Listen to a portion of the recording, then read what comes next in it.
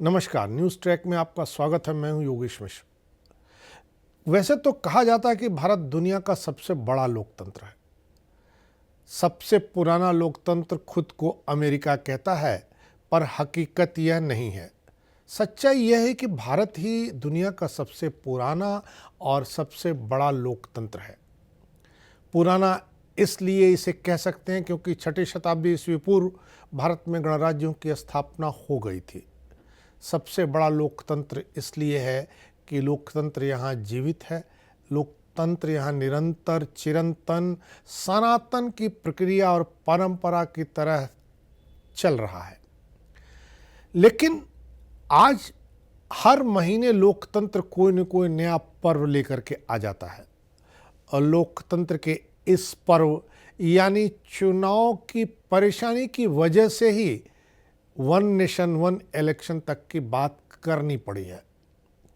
हाल फिलहाल इस साल की शुरुआत में ही लोकतंत्र एक नया पर्व लेकर आया है।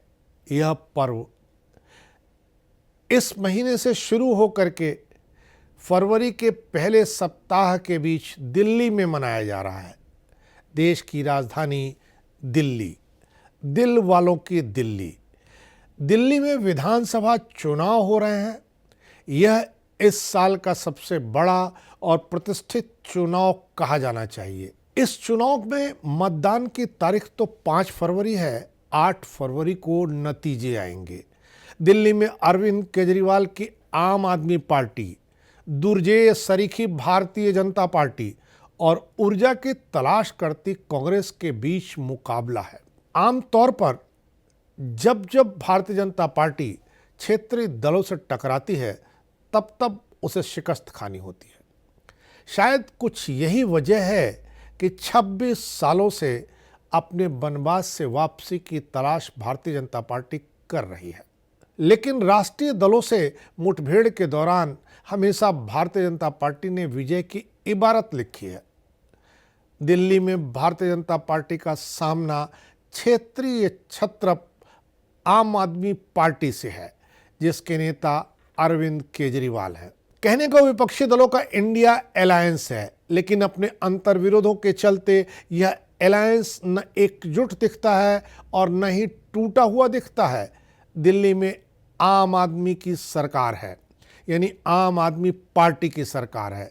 70 सीटों वाली विधानसभा में आम आदमी पार्टी के 62 सदस्य जीते हैं। यह संख्या लोकतंत्र के लिहाज से बहुत शानदार कही जाती है। अन्य दलों के 7 और भाजपा के 8 विधायक ही जीतने में कामयाब हो पाए हैं। कांग्रेस के लिए खाता खोलना पिछली बार मुश्किल हो गया था। 2025 में दिल्ली की 8वीं विधानसभा चुनी जाएगी। आम आदमी पार्टी चूंकि अभी सरताज है, सो उसे इंडिया अलायंस या वास्तव में कांग्रेस की भला क्यों परवाह होनी चाहिए, क्योंकि कांग्रेस पार्टी के लिए खाता खोलना पिछली बार मुश्किल था। इस बार भी कुछ बहुत अच्छा नहीं दिख रहा है। यही वजह है कि केजरीवाल कांग्रेस पर हमलावर बने हुए हैं। सीटों का तालमेल की बात तो छोड़ दीजिए। किसी गुजरे जमाने में दिल्ली की राजा रही कांग्रेस शीला दीक्षित की लीडरशिप में 15 साल दिल्ली पर शासन करने वाली पिछले 2 असेंबली चुनाव में एक भी सीट जीतने में कामयाब नहीं रही है। यानी ये कह सकते हैं कि कांग्रेस के लिए दिल्ली बहुत दूर है। यही वजह है कि एक तरफ यह अटकल लगाई जा रही है कि कांग्रेस पार्टी इस बार लड़ाई से बाहर है। लड़ाई सीधे आम आदमी पार्टी और भारतीय जनता पार्टी के बीच में होगी। पर यह भी कहने से गुरेज नहीं किया जा रहा है कि शायद कांग्रेस पार्टी ही आम आदमी पार्टी के रास्ते में बड़ा अवरोध खड़ा कर दे, क्योंकि कांग्रेस पार्टी जो वोट पाएगी वही वोट भारतीय जनता पार्टी की जीत का मार्ग प्रशस्त करेंगे। यही वजह है कि कांग्रेस के पास सौदेबाजी के लिए न कोई तर्क है न कोई औजार। 2020 में हुए चुनाव में कांग्रेस का वोट शेयर सिर्फ 9.7% रहा। रही भाजपा की बात, तो उसके पास जो कुछ है वो सिर्फ पाने के लिए है, खोने के लिए कुछ नहीं है। 1998 से दिल्ली की सत्ता से मरहूम रही भगवा पार्टी ने इस बार पूरा जोर लगा रखा है, दमखम से जुटी दिख रही है।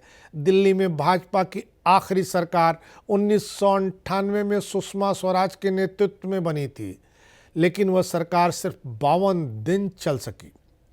पार्टी 27 साल का सूखा खत्म करना चाहती है। 2013 में भाजपा का वोट शेयर 33.1% था, जो 2015 के चुनाव में बढ़कर 32.5% हो गया और 2020 में यह आंकड़ा 38.5% तक जा पहुंचा। वोट शेयर तो बढ़ा, लेकिन भाजपा की सीटें घट गईं। 2015 में 32 सीट पाने वाली भाजपा 2020 में 28 सीटों पर रह गई, लेकिन पार्टी ने पिछले 3 लोकसभा चुनाव में खूब झंडे लहराए हैं। सभी 7 सीटों पर जीत दर्ज कराई है।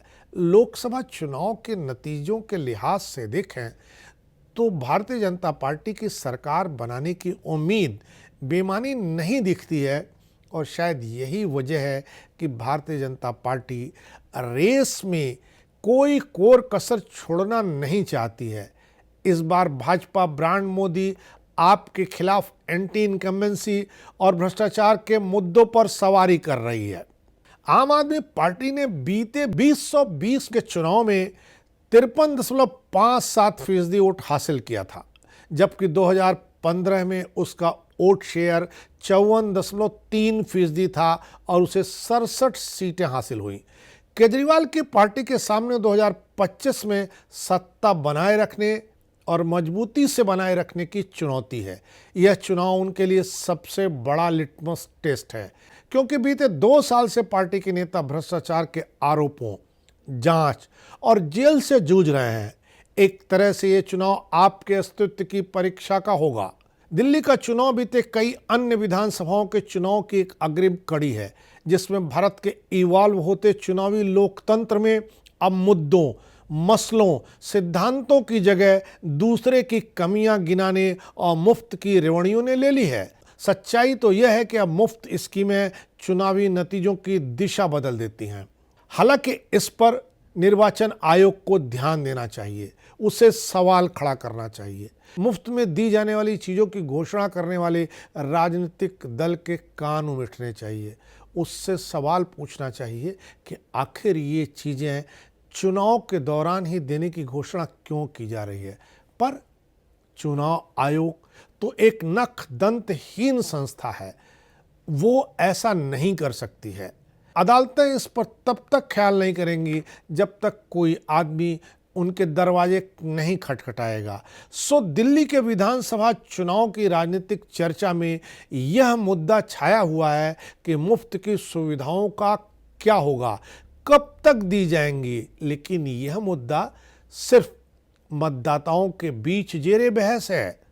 सत्तारूढ़ आम आदमी पार्टी मुफ्त की सुविधाओं की स्कीमों की मास्टर है। सो इसी राजनीतिक रणनीति की राह पर चलते हुए उसने कई मुफ्त सुविधाओं और कल्याणकारी योजनाओं का ऐलान कर दिया है। महिलाओं को हर महीने 2100 रुपये, पुजारियों और ग्रंथियों को मासिक मानदेय, वृद्धों के लिए मुफ्त इलाज, ऑटो चालकों के लिए 10 लाख समेत कई घोषणाएं हैं। पहले से जारी स्कीमों का दायरा बढ़ाने के वायदे हैं।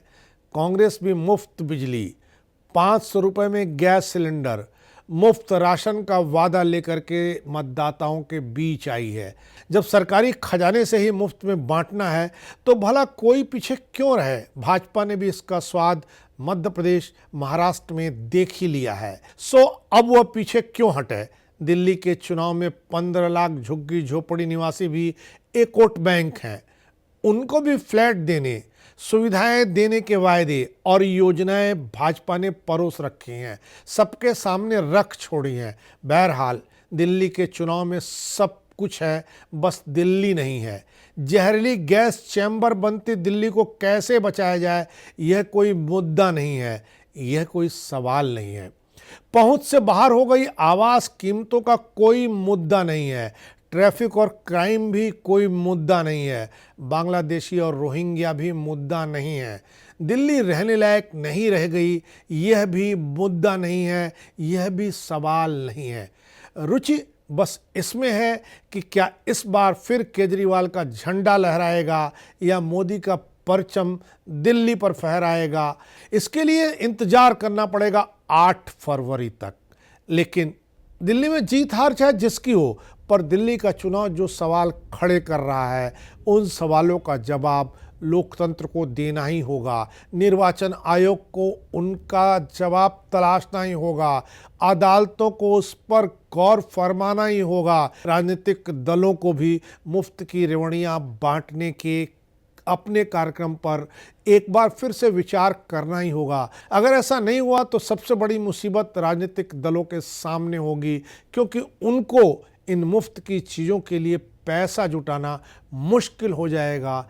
देखना है इस बार दिल्ली के मतदाता मुफ्त की अधिक से अधिक चीज़ों की घोषणा करने वाले को सत्ता सौंपते हैं, या वो खुद लोकतंत्र के इस चुनाव में उठ रहे सवालों का जवाब 8 फरवरी को देते हैं। इस बार इतना ही। अगली बार फिर मिलेंगे किसी नए सवाल पर नए ढंग से बात करने के लिए। तब तक के लिए नमस्कार।